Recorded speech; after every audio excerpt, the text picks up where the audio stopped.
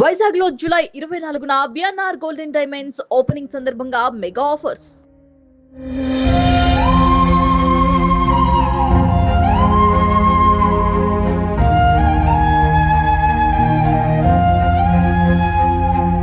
Hi hello, welcome to Suman TV. నేను మీ Roshan. Singer Janaki అమ్మ ఇంకా లేరనే మాట నిజంగా వినాలంటేనే చాలా చాలా బాధ అనిపిస్తుంది. ఎందుకంటే ఆమె పాటల రూపంలో ఎప్పుడు మనతోనే ఉంటారు అనేది మాత్రమే అందరం ఆలోచిద్దాం. ప్రతి ఒక్కళ్ళ ఇంట్లో కూడా ఈరోజు సింగర్ జానకి అమ్మ పాటలు వినపడుతూనే ఉన్నాయి ఎక్కడ చూసినా. ఎందుకంటే ఆమె అలాంటి పాటలు పాడారు. ఒక చిన్నపిల్లగా ఆడవాళ్ళు పాడినట్టు ఎలా ఉంటుంది, మగవాళ్ళు పాడితే ఎలా ఉంటుంది, ముసలివాళ్ళు పాడితే ఎలా ఉంటుంది, ఎన్ని రకాల గొంతుక ఆమె తప్పితే ఎవరు వినిపించారు మనకి. నిజంగా అలాంటి గొప్ప సింగర్ అనే ఫీలింగ్ ఎప్పుడు ఆమెకు లేదు. నేను మీతో పాటు ఒక సాదాసీదా మనిషిని అనేలాగే బతికారు అమ్మ. అందుకనే జానకి గారు అంటే అంత ప్రేమ ఆప్యాయత మన తెలుగు రాష్ట్రాల వాళ్ళకి మాత్రమే కాదు, సౌత్ ఇండియా మొత్తం అమ్మని ఒక దేవతగా కొలుస్తారు. ఎందుకంటే ఆమె చూడటానికి కూడా ఫస్ట్ నుంచి కూడా పెద్ద బొట్టుతో అంత నిండుగా కనిపిస్తారు జానకి అమ్మ. అలాంటి జానకి అమ్మ గురించి ఎంతోమంది సింగర్స్, మ్యూజిక్ డైరెక్టర్స్ ఆమెతో ఎక్స్పీరియన్స్ షేర్ చేసుకుంటుంటే నిజంగా మనకి గూస్ బంప్స్ వస్తుంది. ప్రజెంట్ నాతో పాటు ఉన్నారు మ్యూజిక్ డైరెక్టర్ సాలూరి వాసురావు గారు. వాసురావు గారి మ్యూజిక్ డైరెక్షన్లో కూడా ఎన్నో పాటలు అమ్మ పాడారు. ఆ కుటుంబంతో వాళ్ళకి ఎంతో అనుబంధం. వాళ్ళ ఫాదర్, తర్వాత వాసురావు గారు, తర్వాత వాళ్ళ తమ్ముడు కోటి గారు, ఇంతమంది మ్యూజిక్ డైరెక్షన్లో అమ్మ పాడటం నిజంగా గ్రేట్. ఎన్నో గొప్ప గొప్ప అనుభూతులు వాసురావు గారి మాటల్లో ఒక్కసారి తెలుసుకుందాం. వాసురావు గారు నమస్తే అండి. నమస్కారం. జానకి అమ్మ అంటే ఎప్పుడు కూడా సాలూరి వారి కుటుంబానికి ఒక చాలా బాండింగ్ అండి. ఫస్ట్ నుంచి కూడా మీ ఫాదర్ దగ్గర నుంచి కూడా, అండ్ మీరు, తర్వాత తమ్ముడు గారు. అసలు జానకి అమ్మ సింగర్గా కెరీర్ స్టార్ట్ అవ్వక ముందు పడ్డ కష్టాలు కూడా మీకు బాగా తెలుసు. ఏం చెప్తారు జానకి అమ్మ గురించి? అయితే జానకమ్మ అంటున్నాం చూడండి, జానకి గారు అంటారు. జానకమ్మ అమ్మ అమ్మనే పిలుస్తారు అంటారు. ఆవిడ చాలా కష్టాలు పడి వచ్చారు. ఆవిడ ఫ్యామిలీలో కూడా చాలా కష్టాలు పడ్డారు. అంత ఇదిగా వచ్చి ఫీల్డ్లో అంత సెటిల్ ఇవ్వడం, సెటిల్ అయిన తర్వాత ఆవిడ ప్రపంచ ఖ్యాతి ఇందాక అన్నట్టు not only in south India, north లో కూడా. ఒకసారి అయితే ఓపెన్ అయ్యర్ గారికి ఒక మంచి పాట, ఆయన అన్ని మంచి పాటలు చేశాడు. ఆశా భోన్స్లే ఆయనకి ఎక్కువ పాడతారనమాట. ఆశా భోన్స్లేని అడిగితే, నాకు సారీ అండి, నాకు టైం లేదు, నాకు ఇంకా కొంచెం 1 వీక్ అవుతుంది అంటే, అది వెళ్ళి చెప్పగానే ఒకే మాట అన్నారు, ఎందుకు ఆశా భోన్స్లే ఆవిడ పాడితే ఆవిడ పాడాలి, గొప్పగా ఆయన కాదన్నట్లే, మీరు చెన్నై నుంచి జానకి గారిని రప్పించండి అని చెప్పి జానకి గారికి ఫోన్ చేసి జరిగిందంతా చెప్పారు. మా ఆశా భోన్స్లే గారు ఆవిడ కుదరలేదమ్మా, అందుకనే పిలుస్తున్నారు. ఈవిడికి ఇలాంటివన్నీ భలే సెన్సిటివ్ లేడీ అనమాట అమ్మ, జానకమ్మ. ఓహో, నేను సెకండ్ హ్యాండ్ అనమాట, ఆవిడ దొరకలేదని నన్ను పిలిచారా అని అడిగింది హిందీలో. అయ్యో అలా కాదమ్మా, అలా మీరు అనుకుంటా కాదు, మీ పొరపాటు. ఆవిడకి ఈక్వల్ గా మిమ్మల్ని పిలిచామమ్మా మేము. ఆవిడ తర్వాత ఇంకా ఎంతో మంది బాంబేలో ఉన్నారు కదా గాయనిమణులు, ఆవిడని వదిలేసి వాళ్ళందరినీ వదిలి మీరే కావాలని కదమ్మా పిలిచాను అనగానే, ఓకే వస్తానని చెప్పి ఇమ్మీడియట్ మధ్యాహ్నం ఫ్లైట్ కి వెళ్ళి పాట పాడేసి వచ్చారనమాట. వాళ్ళందరికీ ఆశ్చర్యం. అక్కడ ఒక పాటని కనీసం 6-7 గంటల సేపు పాడతారు అక్కడ అనమాట సింగర్స్.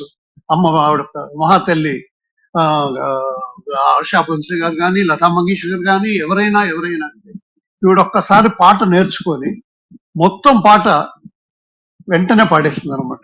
పాడిన వెంటనే ఆవిడికి క్లాప్స్ అండ్ ఆర్కెస్ట్రా వాళ్ళందరూ స్టాండింగ్ ఓవేషన్ ఇవ్వటం, అంత గొప్పగా ఆవిడ్ని తీసుకెళ్లి ఓపెన్ ఎయిర్ గారు ఎయిర్పోర్ట్ వరకు వచ్చి కార్ ఎక్కించి పంపించారు.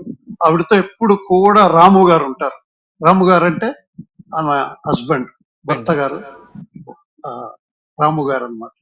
అలాగా ఆవిడికి ఏం తక్కువ అండి. ఇంకా మీరు ఎన్న అడిగితే నేను చెప్తాను. తర్వాత నేను ఆవిడ గురించి ఇంకా ఎన్ని విషయాలు ఎవరికి చాలా మంది. వాసురావు గారు ఇప్పుడు నాన్నగారు సాలూరి రాజేశ్వరరావు గారు కెరీర్లో జానకి అమ్మ వచ్చున్నారండి. అంటే కెరీర్లో జానకి అమ్మ చాలా చాలా కష్టాలు పడ్డారు. యాజ్ ఏ సింగర్గా ఎస్టాబ్లిష్ అయిపోయిన తర్వాత ఈరోజు జానకి అమ్మ, సింగర్ జానకి గారు అంటున్నాం కానీ, బట్ కెరీర్లో ఆమె పడ్డ కష్టం చాలా ఉందని నేను విన్నాను సార్. అసలుకి అవునండి. ఆవిడ ఏమనేవారంటే వచ్చిన కొత్తలో గాని తర్వాత కూడా ఆవిడ ఫేమస్ అయిన తర్వాత కూడా ఆవిడ్ని ఏమనేవారంటే మాటలు స్పష్టత కొంచెం తక్కువ. సుశీల గారు పాడితే ఉచ్చారణ ఒక్కొక్క మాట బాగా అర్థమవుతుంది, కొన్ని మాటలు జానకి గారు పాడితే వినబడదేమో అని కొందరు అనేవారు అనమాట.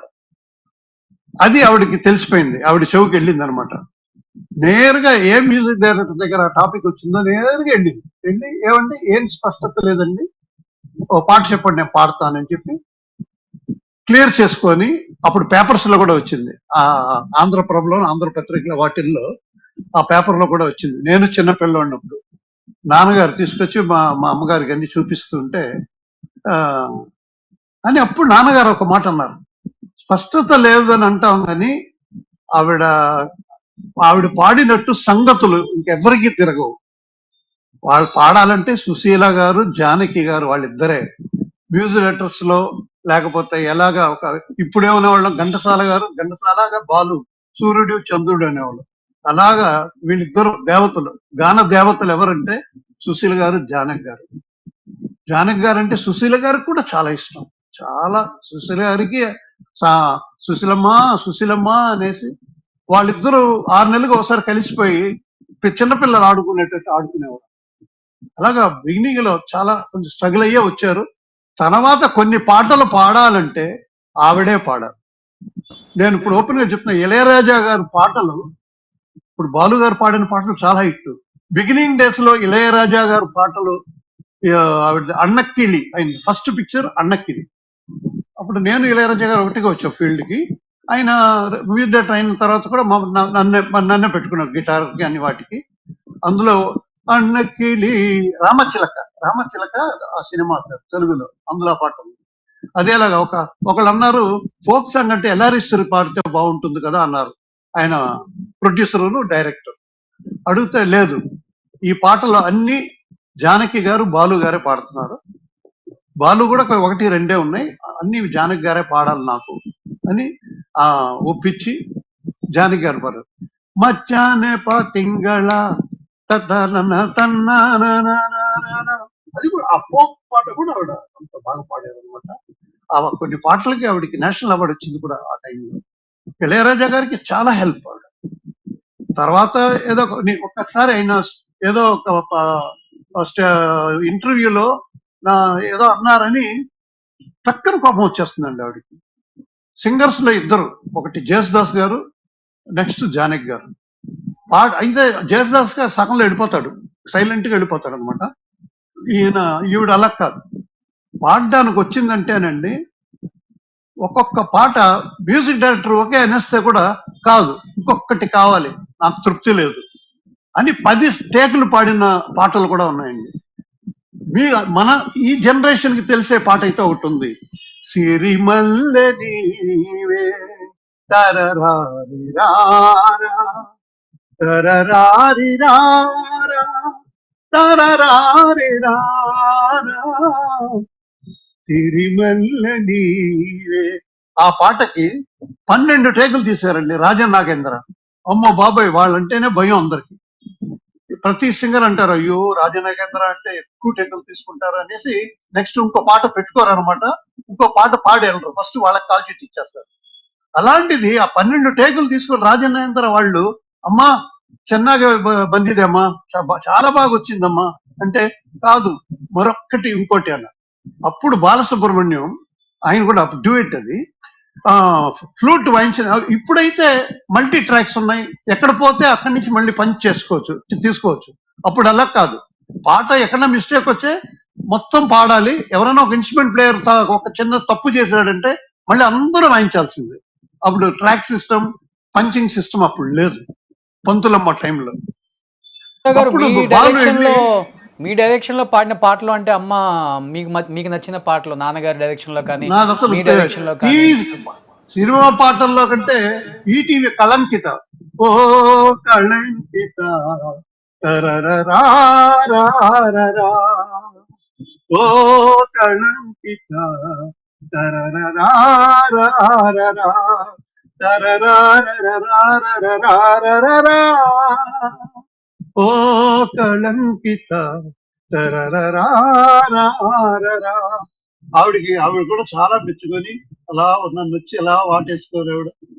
అంత ఇదిగా రాజేశ్వరరావు కొడుకంటే మరి సామాన్యమా, అంత బాగా చేసావు నాన్న. అందరినీ మ్యూజిక్ డైరెక్టర్స్ అందరినీ బిడ్డలా చూస్తుండేది. ఆ మాధవ్ సురేష్ ను కూడా, అతను కూడా బంధువులు చెప్తూ ఉంటాడు. ఆవిడ అందరూ బంధువులే ఆవిడికి, ఆవిడ అందరికి కావాల్సిన ఆవిడే. తర్వాత ఇంకో విషయం పోరు కూడా కదా సార్, చెప్తానండి. జానకమ్మ ఫస్ట్ నుంచి కూడా అలవాటు లేదా పెద్దగా ఆడంబరాల్లో పడటం కానీ గొప్పలుగా అసలు ఎప్పుడు ఆమెని మనం ఎప్పుడు చూడలేదు కూడా, ఎక్కడ స్క్రీన్ మీద కూడా కనీసం ఏ ఫంక్షన్స్ కి తొందరగా రారు, చాలా లిమిటెడ్. Very simple. అవును, కాటన్ శారీ కట్టుకొని పెద్ద బొట్టు పెట్టుకొని, ఆవిడని చూసే ఈవిడ ఉషా ఉత్తప్పు కూడా పెట్టుకుంటది, అంత పెద్ద బొట్టు పెట్టుకుంటది అనమాట. మా అమ్మగారు కూడా అలాగే పెట్టుకునేవారు. మా ఇంటికి ఒకసారి వచ్చారండి, ఒక ఇన్సిడెంట్ జరిగింది. అప్పుడు కూడా ఆవిడకి ఒకసారి బాధపడిపోయింది. ఈ విషయం చెప్పానో లేదో మీకు. ఒకరోజు నా నాన్నగారు ఒంట్లో బాగాలేనప్పుడు ఇంటికి వచ్చారు అనేసి లోపలికి తీసుకొస్తుంటే జానకి గారు వచ్చారు అనగానే మా నాన్నగారు, ఆహా జానకి గారు వచ్చారా, రమ్మనండి అని మా అమ్మగారిని పంపించి లోపలికి తీసుకొచ్చారు. లోపలికి వస్తుంటే ఈయనకు టైప్ మా ఫాదర్. ఈ లీల పాడెద వేళ, ఈ లీల పాడెద వేళ, అది జానకి గారే పాడారు. ఆవిడ వస్తున్నారు ఇంట్లోపడికి, అమ్మాయి గారు రండి రండి జానకమ్మ రండి రండి అనగానే కోపం వచ్చేసింది ఆవిడికి. నేను వెళ్ళిపోతాను మాస్టర్ గారు, నేను వెళ్ళిపోతానని. మా అమ్మ వచ్చి, అమ్మ ఏమైందమ్మా అంటే, ఏ నా మాస్టర్ గారికి నేను పాడిన పాటలు తెలీదా, పగలే వెన్నెల జగమే ఊయలా తరరాలాననాని తాననానా, పగలే వెన్నెల. ఏ మాస్టర్ గారు ఇది నేను పాడలేదా అంటే, అమ్మా నేను చేసిన పాట మీరు పాడని నేనే చెప్పుకోకూడదమ్మా, అందుకని అలా చెప్పాను అంటే ఆవిడ ఐస్ అయిపోయింది అంతే. అయిపోయి అందుకని అలా చెప్పారా మాస్టర్ గారు అని అలాగే మంచం మీద కూర్చొని నాన్నగారిని అలా బుజ్జగిస్తూ చాలాసేపు పాటలు పాడుతూ, ఇలా ఒక లాలి పాట పాడతానని చెప్పి ఒక 3 years 4 years బేబీ పాడినట్టు ఆవిడ మిమిక్రీ మీరందరికీ తెలుసుంటది, మన సుమన్ టీవీ ప్రేక్షకులందరికీ తెలుసుంటది. చిన్నపిల్ల వాయిస్తో నాన్నగారిని లాలి పాట పాడుతూ అలాగంతా ఉండి వెళ్ళేవారు. తర్వాత గారు అండ్ జానకి గారి కాంబినేషన్ అంటే ఎవర్ గ్రీన్ వాసురావు గారు. నేను కరెక్ట్ గా అదే చెప్పబోతున్నా, మీరు కరెక్ట్ గా అడిగారు. బాలు ఇవాళ ఒక బాలు గారు అంటే ఒక పాటని మ్యూజిక్ డైరెక్టర్ పాట నేర్పించేస్తే కలరే మారిపోతుంది, బాలు స్టైల్ వెళ్ళిపోతుంది ప్రతి పాట. ఇప్పుడు ఆయన సత్యం గారి పాట ఉంది, ఏ దివిలో వెలసిన పారిజాతమో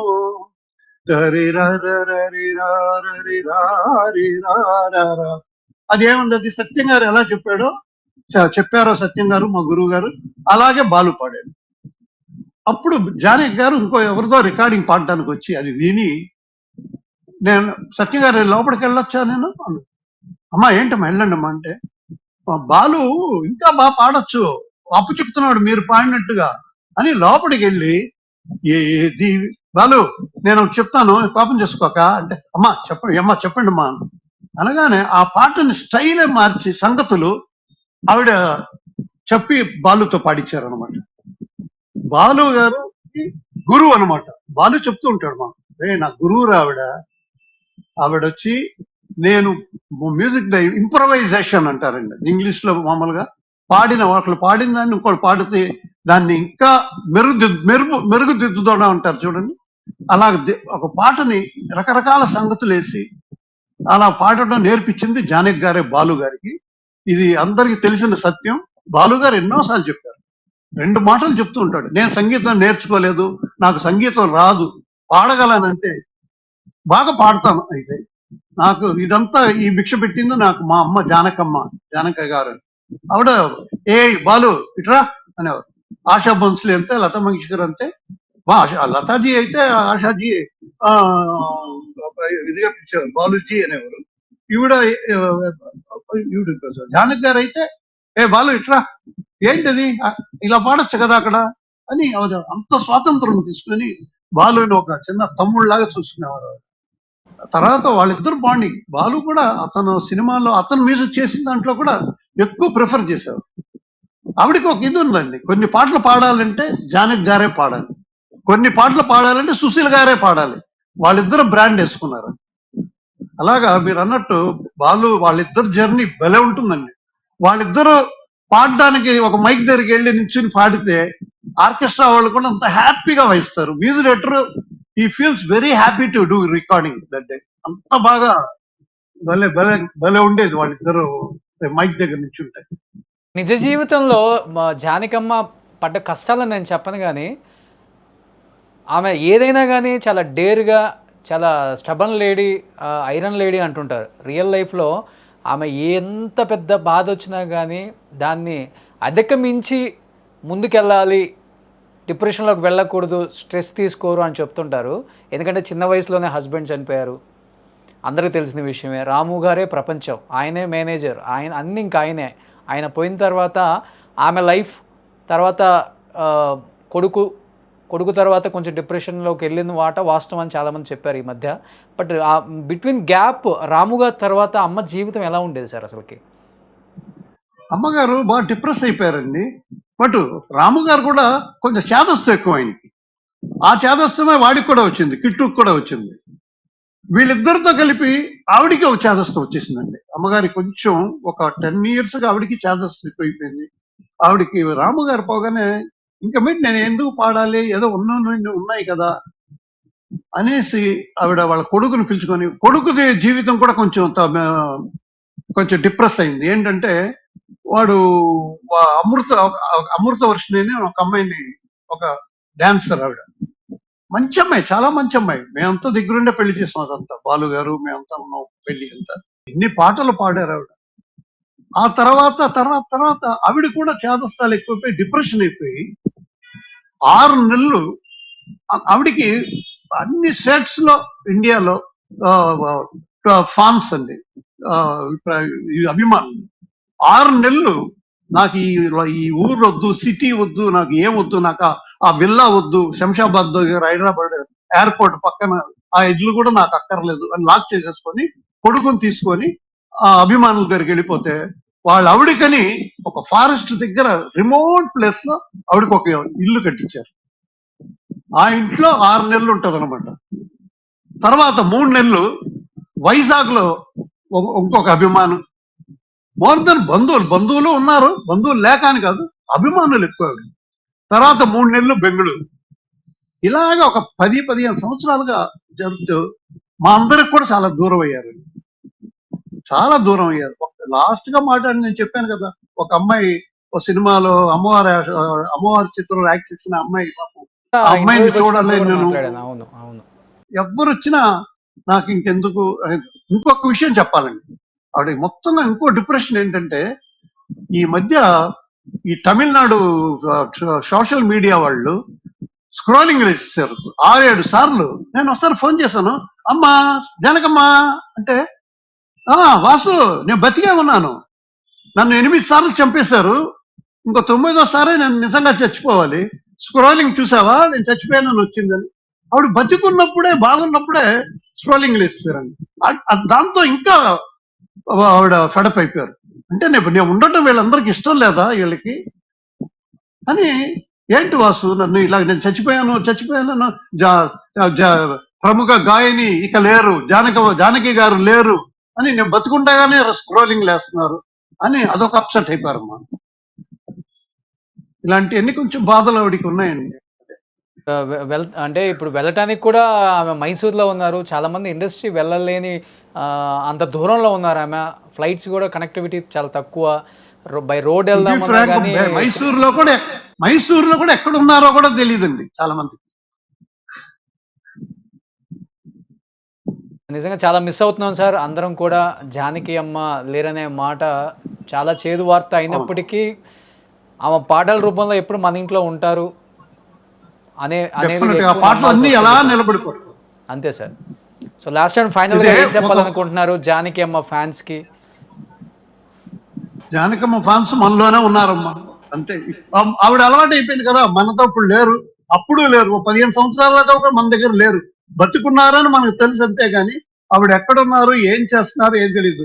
నాకేదో ఆ ఫ్యామిలీతో క్లోజ్ గా కొంచెం కొంచెం కలిసి ఉంటాం కాబట్టి కొన్ని వాడు కిట్టు బతికున్నంత వరకు నాకు ఫోన్ లో మాట్లాడేవాడు కొడుకు. ఏంట్రా అంటే, అమ్మ రానంటుంది, హైదరాబాద్ రానంటుంది, నాకు అక్కడే ఉంటానంటుంది, ఏం చేసేది వాసు అనేవాడు. అందువల్ల మనకు అలవాటు అయిపోయింది, జానకి గారిని చూడకపోవడం అలవాటు అయిపోయింది కాబట్టి ఆవిడ పాటలు వింటూ ఒక ఉన్నారు కదా వాసురావు గారు, నేను గ్రాండ్ డాటర్స్ ఉన్నారు కదా జానకి అమ్మకి? ఇద్దరున్నారండి. ఆ, ఇద్దరులో ఒక అమ్మాయి పోయిందని తెలిసిందండి, ఏదో యాక్సిడెంట్, ఫైర్ యాక్సిడెంట్ లోనో దేంట్లోనో ఒక అమ్మాయి పోయిందని తెలిసింది. ఒక గ్రాండ్ డాటర్ ఉన్నారు. ఒకటి గ్రాండ్ డాక్టర్ ఉన్నారండి. ఆ అమ్మాయి అసలు చాలా తప్పు. నేను ఎవరికి భయపడను. కోడలు ఆవిడ కొంచెం ఒంట్లో బాగాలేదు, ఏమైంది కనీసం అత్తగారు ఏమయ్యారని పట్టించుకుందా లేదా అని కూడా మాకు తెలియదు. పట్టించుకుందేమో ఏమో తెలియదు, కానీ పట్టించుకొని ఉంటే బాగుండేది. కనీసం వాడు పోయిన తర్వాత ఆ అమ్మాయి వెళ్ళి, అమ్మా నేను చూసుకుంటానమ్మా అని ఒక మాట అడిగి ఉంటే బాగుండేది. అడిగిందో లేదో తెలీదు, తెలియకుండా మనం చెప్పలేం. నాకు తెలిసి అడగలేదు. నేను ఫోన్ చేశానండి, లాస్ట్ వీక్ కూడా ఫోన్ చేశాను, ఫోన్ తీయలేదు. లాస్ట్ స్టేజ్ లో ఆమె చుట్టూ ఎవరు లేరు, అదొక బాధ కూడా ఎక్కువ ఉంది. చుట్టూ లేరంటే ఆవిడికి అభిమానులు, కొడుకు మెయిన్, ఆయనే ప్రపంచంలాగా బతికారు ఆమె. అంతేనండి, అవును. ఆయన రాము గారిని భర్తని కొడుకులో చూసుకుంది, వాడు పోవటం ఆవిడకి ఇంకా షాక్. ఇంకా ఆవిడ బతికి ఉండటం కూడా కోడలు గ్రాండ్ ఇద్దరు కూడా ఆమెకి టచ్ లో లేరు. టచ్ లో ఉంటే బాగుంటుంది. సో ఎనీహౌ ఎక్కడున్న జానకమ్మ ఆత్మ శాంతి కలిగించాలని అందరం కోరుకుందామండి. థ్యాంక్ యూ వాసురావు గారు, మీతో వర్క్ చేసిన ఎక్స్పీరియన్స్లు, మీ నాన్నగారితో వర్క్ చేసిన ఎక్స్పీరియన్స్, అమ్మగారిని ఎప్పటి నుంచో చూస్తున్న మీరందరూ కాబట్టి నిజంగా మీరు ఆమె గురించి చెప్తూ ఉంటే మళ్ళీ ఒక 40-50 ఇయర్స్ వెనక్కి వెళ్ళిపోతున్నాం అనమాట. అంతలా అమ్మ కెరీర్ కానీ, అమ్మ స్ట్రగుల్స్ కానీ, అమ్మ అచీవ్మెంట్స్, సక్సెస్, అవార్డ్స్, రివార్డ్స్ చూసిన వాళ్ళల్లో చాలా అరుదుగా ఉన్నారు కాబట్టి దాంట్లో ప్రథమంగా మీరు ఉంటారు. ఎప్పుడూ కూడా మీ ఫ్యామిలీ ఉంటుంది. ఎన్నో పాటలు మీ ముగ్గురు డైరెక్షన్లో అమ్మ పాడటం నిజంగా great. Thank you so much అండి. నమస్కారం. సుమన్ టీవీలో మీ పర్సనల్ అండ్ బిజినెస్ ప్రమోషన్స్ కోసం కింది నెంబర్కి కాంటాక్ట్ చేయండి.